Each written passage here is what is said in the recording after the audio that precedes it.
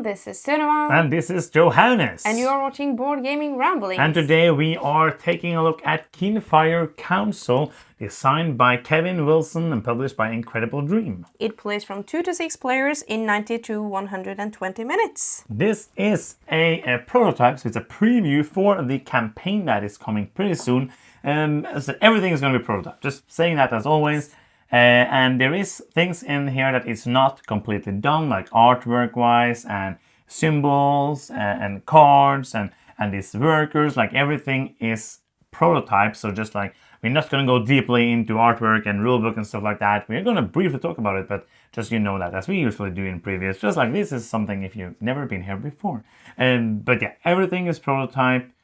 Now with that out of the way, let's talk about Kinfire Council. Kinfire Council is set in the Kinfire world, which is the third game in the Kinfire world. First we had Kinfire Chronicles, which we just did a review of if you want to go and check that out. You also have Kinfire Delve, which is a smaller, which Kinfire Chronicles is a big campaign game. Kinfire Delve is a small, I think it's only 2 players, cooperative game. And then we have Kinfire Council, which is a worker placement medium Euro game. So they're doing very different things with this theme and this setting.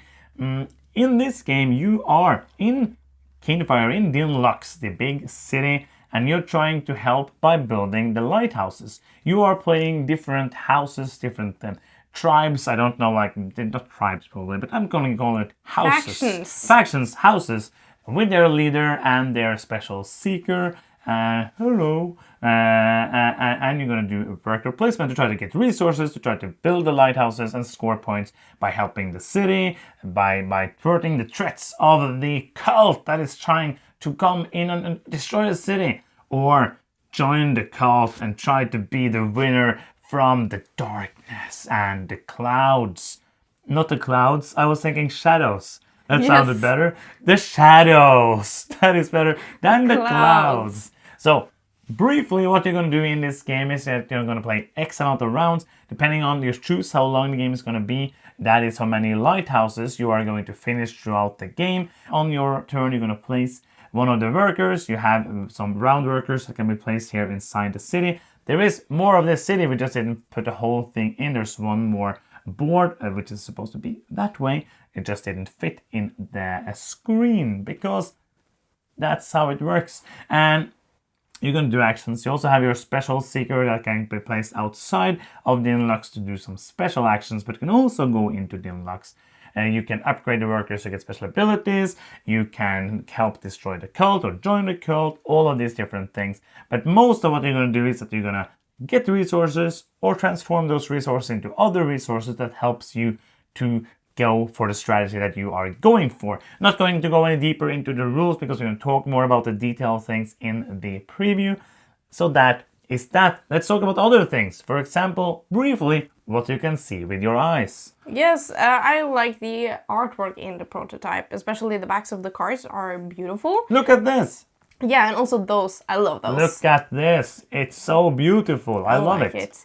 And the graphic design on the board here isn't finished yet, and I'm glad that they are revisiting this and making this clearer, because that's been in a little of an issue for us playing, that if you're on the other side of the board, these black small symbols are hard to get to the lay of the land every time you play it. Yeah, we just want to mention that, so if you see this now and you feel like this is not good, it will be different and hopefully better when we get... We cannot say anything about how it will end up because we don't know, but we've been told they are working to make this clearer, because that was basically the biggest issue we had while playing. Yes. To like, if I need stone, I had to be like, where can I get stone again? And seeing it right side up, but we played also this way the first time, which was not very good. I saw it better upside down because I am better at seeing that.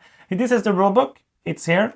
It doesn't exist. The prototype rulebook is good. It was no pictures, like few pictures, but easy enough to read the learn the rules. So if they don't make it worse, I think the rulebook is going to be good. But I cannot tell you. Most of the time on campaigns, they're going to put up a rulebook for you to read, so you can check that out for yourself. We have played the game with 3 and 4 players, and it has taken us like around 2 hours. Yes, how did you feel about that playtime? I felt it was fine. And the game really, when we start to play, like, every time I'm thinking, okay, this is going to be a long game. Yes. Because the game finishes when you finish these lighthouses. And in the beginning, you have so few resources, so you don't have the means to do that. Yeah. But at the end of our games, the two lost lighthouses have been completed like in one round. In 2 rounds. In 2 rounds. Yes. So it has like been Yeah. faster and faster. So you don't feel like you get to do everything you want to do. Now, it's one of those games where, as you said, like it escalates. So it goes like slow, slow, slow, done.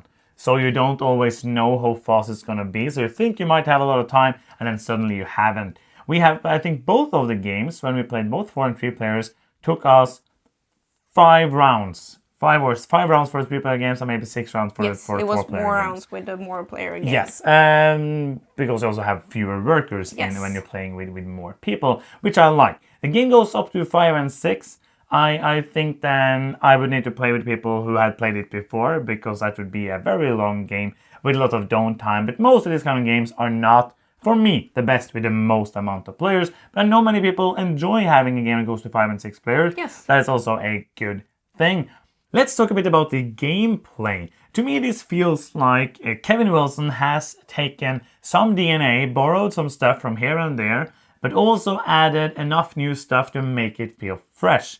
There's a couple other things in the game that made me think of other games, and it's not like these are the only games that have ever done this, but for example, the fact that you have all of these different actions buildings and they can be upgraded kind of reminded me of Lords of Waterdeep. Yeah. There you also build the buildings, that's kind of different, but it kind of, because this is kind of a step up from Lords of Waterdeep, so it feels like, oh, you played Lords of Waterdeep, oh, then you will know this stuff from before.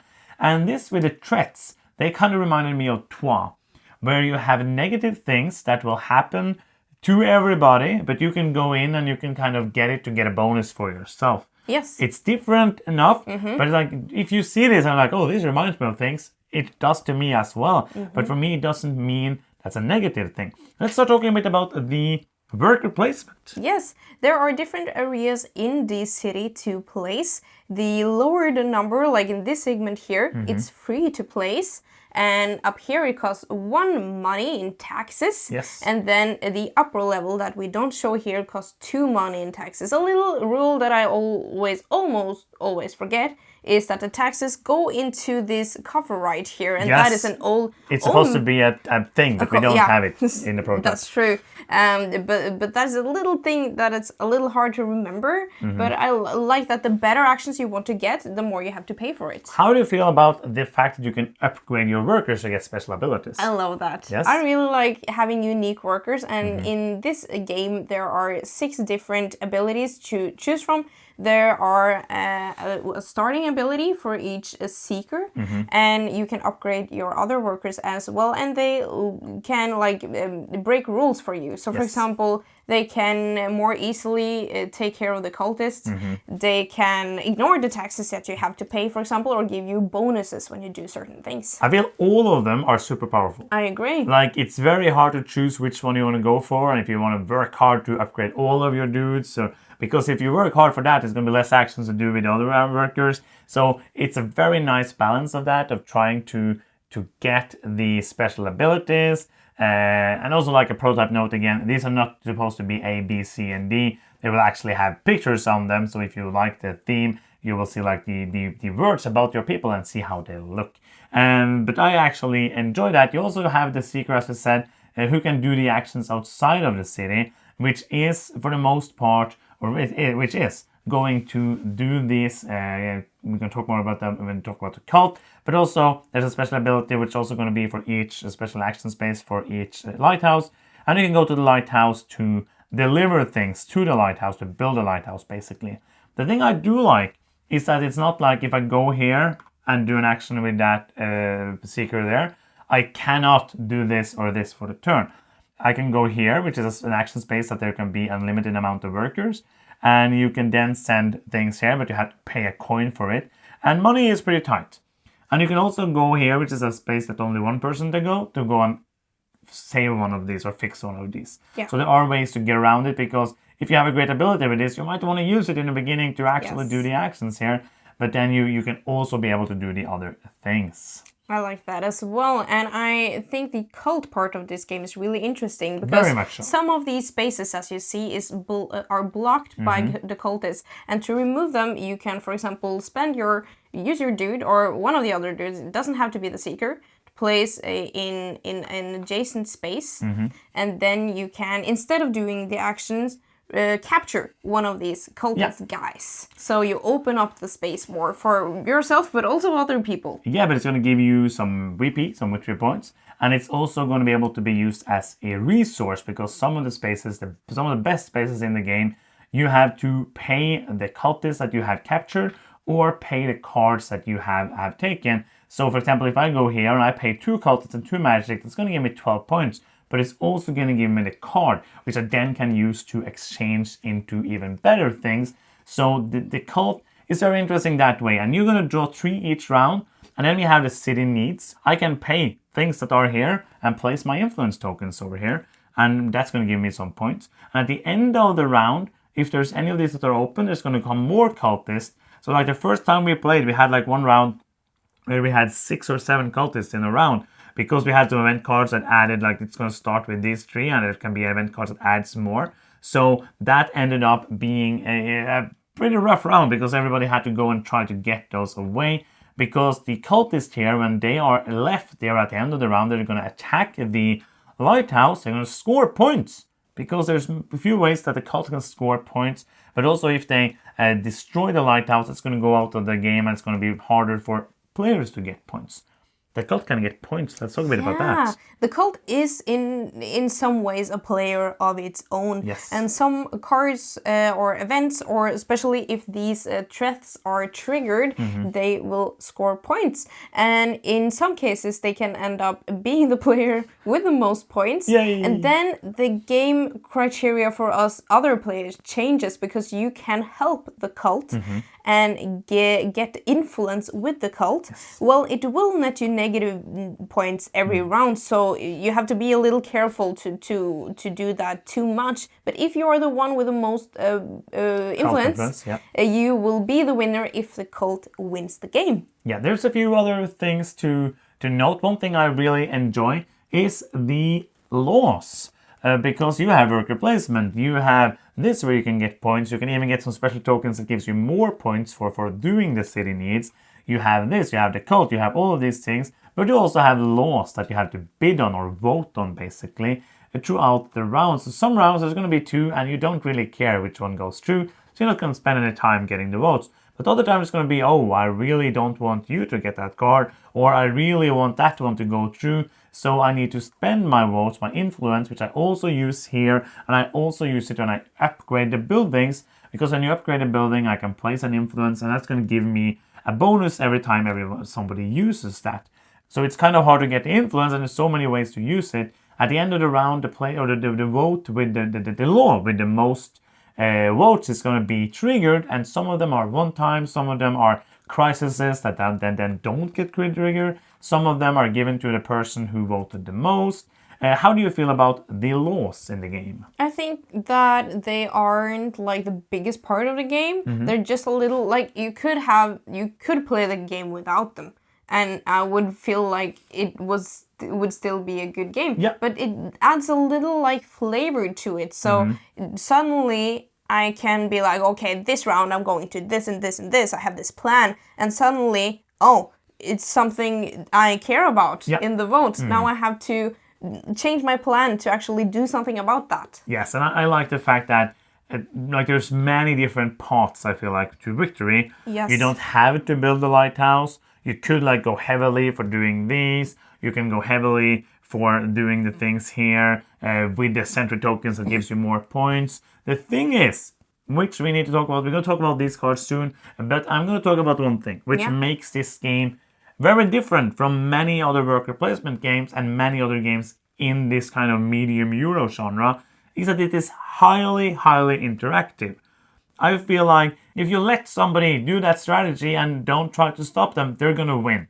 If you let somebody always get enough resources to get 2 or 3 of these when they do the action, they might win because of that. For example, if I have a food and a stone, and I know you have a food and a stone and 2 of this and that, it's better for me to go there, block that space, do the 5 points, and then you have to go maybe here to use a coin to do it, or you don't have any more workers, or like I can stop you from getting those 5 points. Like all of the points. Yeah, absolutely. So I really like this game because it feels very familiar, but the cult and the interaction makes it like a different beast than just like, oh, it's another worker placement. Yeah, and one of the rounds we played, the last round, the loss actually had some final scoring, and it was a huge swing in points depending on which one was voted on. And there suddenly everybody was very eager to get their law that benefited them the most through, and that suddenly also gave a whole new dynamic to that last round. So there's many different parts and many different feelings to the game, is what you're saying as well. We also have these, which are like the random cards, not the random cards, but the action cards that you can play. There are random cards. There are some artwork, as you see it, that are work in progress. But you can get these from many different actions. There's one of the abilities that makes it easier to get them. How do you feel about these cards? I like the cards. They feel powerful. So beautiful. And they feel really good. Yes. Like sometimes you get cards that you can't really find a use for, but I think that mostly you know that you've taken that gamble. Yeah. But I feel like some might feel a little bit better than others, but I know that they're not done balancing those yet. But they have also like 4 of these take that cards, which first of all, I don't know why you would add 4 of those. No. But I hope they will like have a little note that just like says, if you don't like this, you can play without them. And there's so much very good interaction in the game. Like so much interesting interaction. Why do you need this? Like it's so few. Yeah. Like if they wanted the game to be a take that game, you could maybe have like a third of the cards being take that card. But no, it's going to be super duper random. One of them is like, okay, you're going to steal a couple of resources. It's going to be horrible for the person you do it to. So it's not okay. I don't like it. But the other one is basically when somebody's playing something, a worker, you're going to say, nope.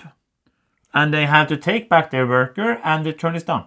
Yeah, but they get to do the action, but they have to do it delayed after all the others. So they don't have to do that action, they get to use their worker, you mean, like when after everybody else. Oh yeah, and like you don't get to do your turn. Nope. Everybody else plays, and then you don't lose a turn. No, you don't lose is a turn. What I meant. Yeah, but it's why it's like this is the least favorite thing I have about the game. I like almost everything about the game, but this makes no sense to me. And I think like if you are a person who likes take that, I don't think you like it in a Euro game where you have 4 cards, which is like, oh, all of this are like, oh, that was a bit better bonus for you. But randomly I get this and I can destroy your game. Like that's no fun at all for me, and I hope that they take them out of the game. Wait, and who is it for? I would say this is a medium game. What do you think? Yeah, I agree. I think like there is some stuff to remember. There's many different concepts, but all in all, it's not very complicated. And as soon as you get these symbols a bit cleaner and easier to read, it's not going to be that hard to get into. I agree. And I feel like this is a nice step up from simpler worker placement games. You already mentioned Lords of Waterdeep. Yeah. This is in the same... It's not the same universe, but it's a fantasy world. Yeah. That's might be why I relate it so much. But I think this is a... You can say that a lot of worker placement games has interaction, but I feel like they have more interaction points than just the worker placement, like racing for the different worker placement spots. So if you are interested in a interactive worker placement game, this might be one for you. Yes, that's going to be the end of the video. We hope you got something out of this. Like all in all, I think this is for me, it was a great game.